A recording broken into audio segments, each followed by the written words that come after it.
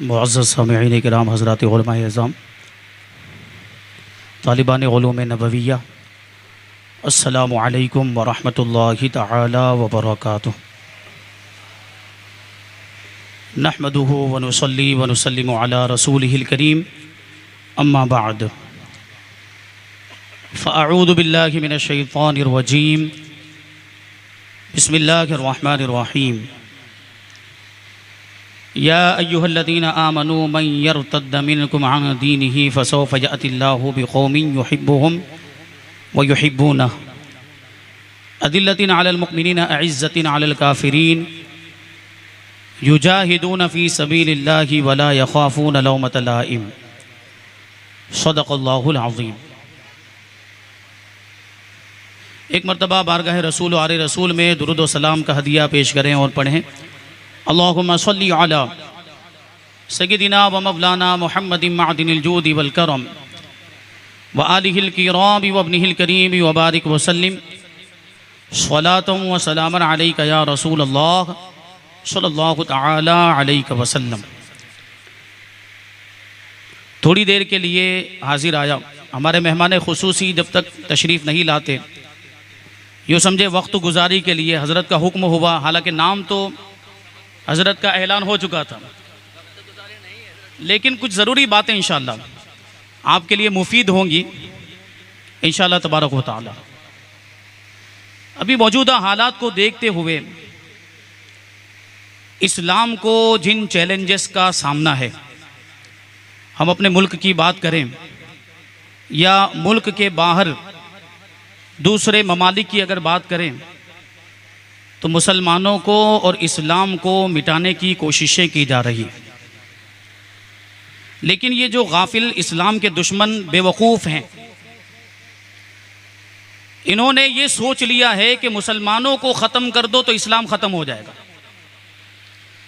उन्होंने ये सोच बनाई हुई है, चाहे हमारे मुल्क के हमारे बिरादरान वतन हो या दूसरे किसी मुल्क से ताल्लुक़ रखने वाले, किसी और मज़हब से ताल्लुक़ रखने वाले यहूद व नसारा हों। उन्होंने ये सोच लिया कि मुसलमानों को सफ़हे हस्ती से मिटा दो तो इस्लाम ख़त्म हो जाएगा, जबकि हकीकत ये है कि इस्लाम को मिटाया नहीं जा सकता। मुसलमानों को ये कत्ल कर सकते हैं, मुसलमानों का कत्ले आम कर सकते हैं, मुसलमानों को मिटा सकते हैं, लेकिन इस्लाम को नहीं मिटा सकते, क्योंकि इस्लाम की हिफाजत की जिम्मेदारी खुद परवरदिगार ने ली। अल्लाह तबारक व तआला फरमाता है युरीदून अन युत्फिऊ नूरल्लाहि बिअफ़वाहिहिम वल्लाहु मुतिम्मु नूरिही वलौ करिहल काफिरून। ये इस्लाम के दुश्मन अल्लाह के नूर को फूंके मार मार कर बुझा देना चाहते हैं, अल्लाह के नूर को अपने मुंहों के जरिए फूंके मार मार कर बुझाना चाहते हैं। वल्लाहु मुतिम्मु नूरी, लेकिन परवरदिगार अपने नूर को मुकम्मल करके रहेगा, अगरचे काफिरों को बुरा लगे। तो इस्लाम को ये लोग कुछ भी नुकसान नहीं पहुंचा सकते। आज फिलिस्तीन के मामला देखें, फिलिस्तीन के मुसलमानों पर जो जुल्म सितम हो रहा है, हमारी सारी हमदर्दियां तो उनके साथ है, लेकिन अफसोस भी होता है कि हम उनके लिए कुछ नहीं कर पा रहे, बेदस्तों पाए हैं। जबकि होना क्या चाहिए, अल्लाह के रसूल ने तो इरशाद फरमाया कि मोमिन एक जिस्म की तरह होता है। जिस्म की के किसी उज़्व में अगर कोई तकलीफ हो, अगर उंगली में मिसाल के तौर पर कोई जख्म हो जाए तो पूरा जिस्म बेचैन हो जाता है, बेकरार हो जाता है। तो मुसलमान जहां कहीं भी बसते हों, मुसलमान होने की हैसियत से आपस में भाई भाई हैं और एक जिस्म की तरह।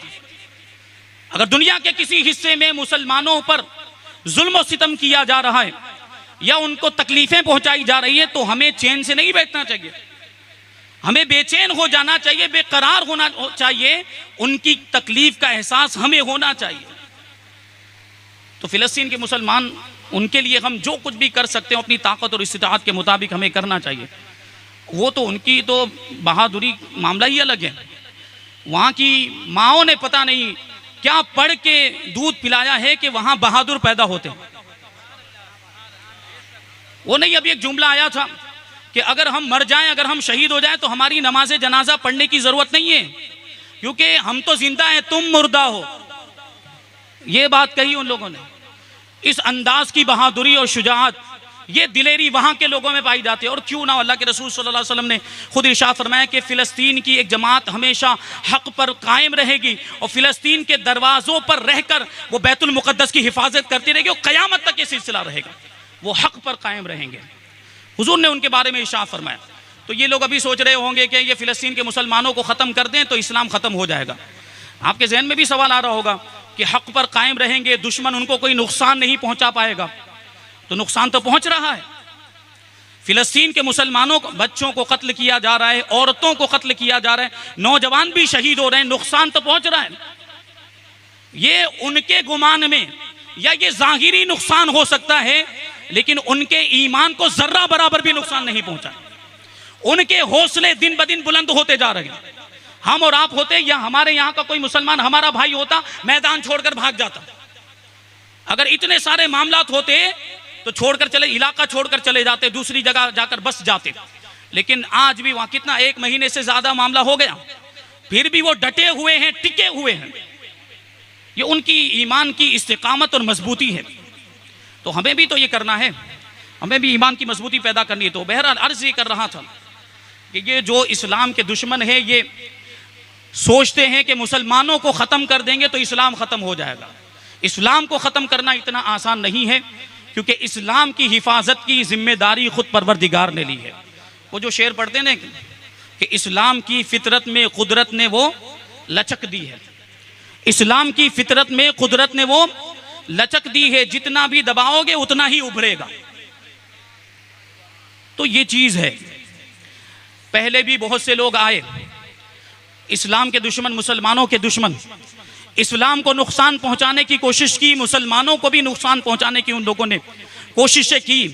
चंगेज़ खान का नाम आपने सुना होगा, हलाकू खान का नाम आपने सुना होगा। बुखारा, समरकंद जैसे इलाकों को बिल्कुल वीरान कर दिया था इन लोगों ने। चंगेज़ खान ने बुखारा को बिल्कुल वीरान कर दिया, जंगल बना दिया था और मुसलमानों की खोपड़ियों के मीनार बनाए थे चंगेज़ खान ने। और हलाकू खान ने बगदाद के लोगों के साथ इस तरह का मामला किया था। बगदाद में कत्ले आम मचाया मुसलमानों का, और जो नहरे दिजला है, दरियाए दिजला, मुसलमानों के खून से उसका पानी लाल हो गया था, दरियाए दिजला का। और फिर जो बगदाद में इस्लाम का सबसे बड़ा कुतुब खाना था उस जमाने में, वो सारी किताबें आधी तो जला दी और आधी दरियाए दिजला के अंदर फेंक दी। आज की तरह पक्की रोशनाई नहीं होती थी, हाथ से लिखा जाता था, कच्ची रोशनाई से वो सारी। अब सोचे वो कुतुब खाना कितना बड़ा होगा कि जब वो किताबें दरियाए दिजला के अंदर डाली गई तो पहले जो पानी मुसलमानों के खून की वजह से लाल हो गया था, अब वो किताबों की रोशनाई की वजह से काला हो गया। ये जुल्म सितम की दास्तान उन लोगों ने रकम की है।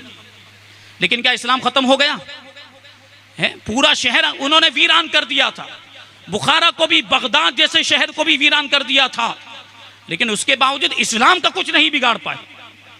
अल्लाह तबारक व तआला इरशाद फरमाता है, मन यर्तद्द मिनकुम अन दीनी, कि अगर तुम में से कोई अपने दीन से फिर भी जाए, अल्लाह को उसकी कोई परवाह नहीं है। अल्लाह तबारक व तआला दूसरी कौम को लेकर आएगा, दूसरे ऐसे लोगों को लेकर आएगा जो उससे मोहब्बत करते होंगे और वो उनसे मोहब्बत करेगा। मुसलमानों के साथ नरमी का बर्ताव करने वाले होंगे, लेकिन दुश्मनाने इस्लाम के साथ सख्ती के साथ पेश आएंगे और अल्लाह की राह में जिहाद करेंगे और किसी भी मलामत करने वाले की मलामत की परवाह नहीं करेंगे। तो हम और आप, अगर हमें ये गुमान है कि हम दीन का काम कर रहे हैं, हमारे ज़रिए से दीन का काम हो रहा है, हमारे ज़रिए से दीन की खिदमत हो रही है, ये नहीं, ये अल्लाह की तौफीक है कि हमसे दीन का काम ले रहे हैं। वरना अल्लाह को अपने दीन को आगे बढ़ाने के लिए हमारी ज़रूरत नहीं है। अगर हम कर रहे हैं तो ठीक, नहीं करेंगे तो दूसरे लोगों के ज़रिए वो काम लिया जाएगा।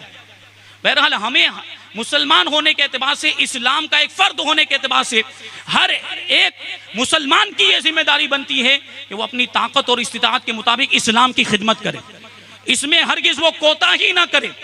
ये बात जहन में रहे। और ये एहसास बरतरी का शिकार होने की ज़रूरत नहीं है। जैसा भी कह दिया कि भाई इस्लाम को मिटा नहीं सकते, मुसलमानों को मिटाए, तो भाई आप अपना किरदार भी तो वैसा बनाओ, आपका किरदार भी तो वैसा होना चाहिए कि देखकर आपको कहे।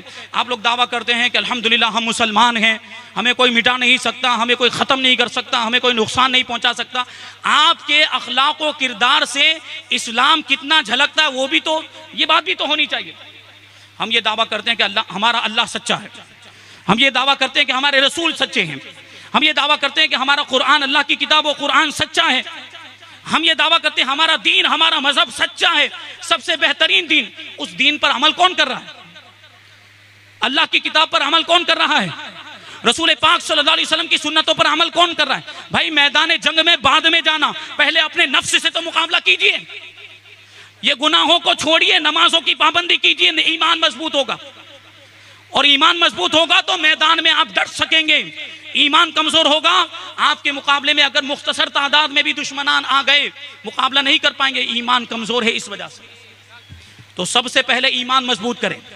तो हलाकू खान ने, चंगेज खान ने ऐसी तबाहियां मचाई, लेकिन उसके बावजूद इस्लाम का कुछ नहीं बिगाड़ पाए। हलाकू खान का बेटा अरगुन खान नाम था उसका, वो भी काफिर था। चंगेज भी काफिर, हलाकू भी काफिर, उसका बेटा भी काफिर। लेकिन आप तारीख पढ़ें, यही अरगुन खान हलाकू खान का पोता है गालिबन, ये आगे चल के खुद मुसलमान हो गया अरगुन खान। अब सोचने जैसी बात को, वो चंगेज खान और हलाकू खान जो इस्लाम को मिटा देना चाहते थे, उन्हीं का पोता मुसलमान हो गया।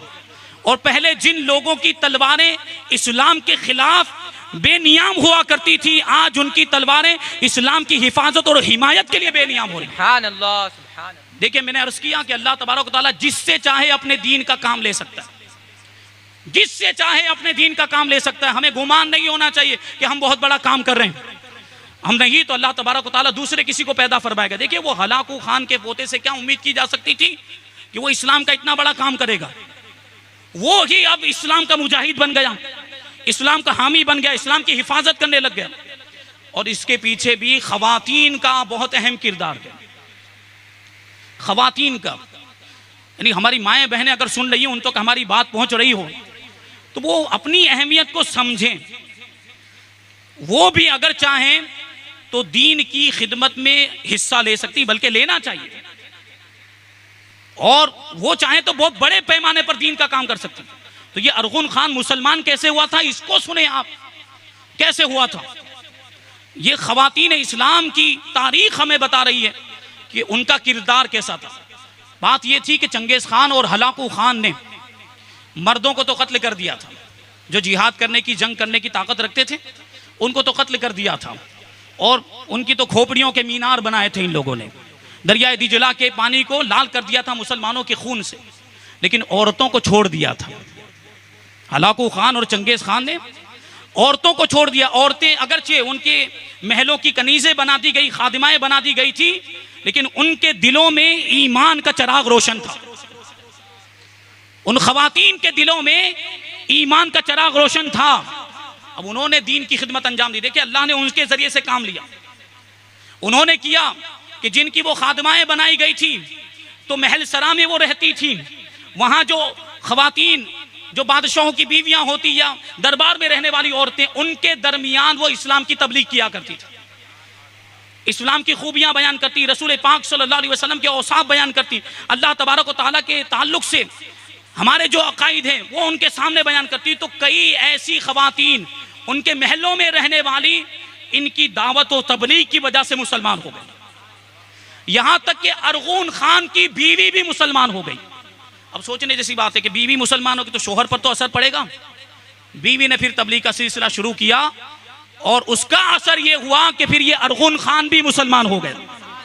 ये खवातीन का किरदार है। दीन की खिदमत में खवातीन ने इस तरीके के कारनामे भी अंजाम दिए कि अरगुन खान जैसा जालिम व जाबिर भी मुसलमान हो गया। और फिर वही जो दीन को, इस्लाम को मिटाना चाहता था, वही दीन का मुहाफिज बन गया। तो हम और आप भी गौर करें, हमें आपको भी क्या ज़रूरत है इस ज़माने में, क्या करना चाहिए, ईमान को मजबूत करें। ये तो चाहते ही हैं हमारे दरमियान बुराइयां आम की जाए। ये सब जो भी हमारे दरमियान बुराई, ख़ासतौर पर शराब नोशी, जिना और सूदखोरी, ये तीन जो बुराइयां हैं, ये मुनज़्ज़म साजिश के तहत हमारे दरमियान दाखिल की गई। यहूदियों की साजिश है। जिना, बेहयाई, सूदखोरी और शराब नोशी। क्योंकि वैसे तो सारे गुनाह है कबीरा आदमी करे, उसकी वजह से ईमान कमजोर हो जाता है। लेकिन ईमान, नारे तकबीर, नारे रिसालत, नारे रिसालत, उलमाए अहले सुन्नत, उलमाए अहले सुन्नत, हज़रत अल्लामा मौलाना सैयद आरिफ रसूल साहब क़िबला नारे तकबीर, नारे रिसालत। हज़रत अल्लामा मौलाना मुफ्ती अहमद यार खान, नारे तकबीर, नारे रिसालत।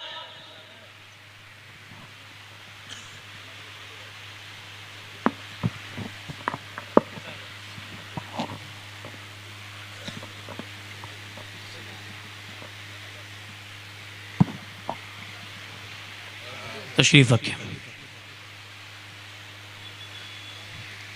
तो ये जो गुनाह है, दुरूद पाक पढ़ लीजिए, अल्लाहुम्मा सल्ली अला सय्यदिना व मौलाना मुहम्मदिन मअदिनिल जूदि वल करम व आलिहिल किराम व इब्निहिल करीम व बारिक वसल्लिम सलातुम व सलामन अलैका या रसूल अल्लाह। अब अपनी दो चार जुमलों में अपनी गुफ्तगू को ख़त्म कर दूँ। मैं अर्ज़ कर रहा था कि ये बेहयाइयाँ और ये गुनाह हमारे दरमियान मुनज़्ज़म साजिश के तहत दाखिल किए गए ताकि हमारा ईमान कमज़ोर हो जाए, क्योंकि काफिरों को, दुश्मनान इस्लाम को इस बात का एहसास हो चुका कि मुसलमान के पास सबसे बड़ी ताकत अगर कोई है तो वो ईमान की ताकत है। मुसलमान का ईमान जब तक सलामत है, ईमान मजबूत है, उसको हराया नहीं जा सकता।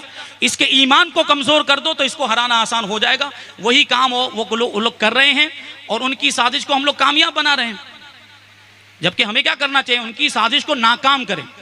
अगर दुश्मनान इस्लाम की साजिश को नाकाम करना चाहते हैं तो अपने इस्लाम पर मजबूती के साथ डट जाइए, इस्लाम के हकाम पर अमल करने लग जाएं, शरीयत पर अमल करने लग जाएं, नमाजों के पाबंद बन जाएं, रोज़ों के पाबंद बन जाएं, नेकियां करने लग जाएं, गुनाहों से बचने लग जाएं।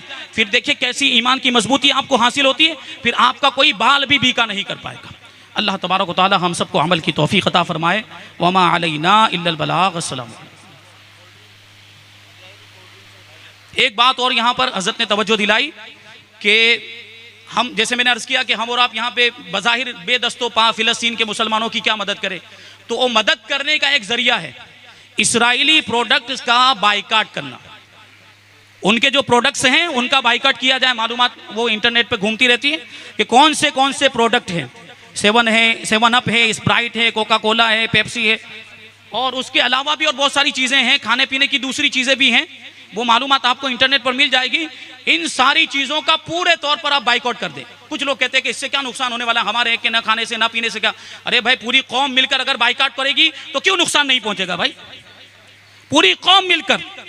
अभी हमारे यहाँ पर खुद ही देख लें, 18 करोड़ या 20 करोड़ की आबादी मुसलमानों की है। अभी 18 करोड़ लोग मिलकर इसराइली प्रोडक्ट्स का बाइकआउट करेंगे तो असर पड़ेगा कि नहीं पड़ेगा, इस पर आप तवज्जो देंगे। अल्लाह ताला हम सबको तौफीक अता फरमाए।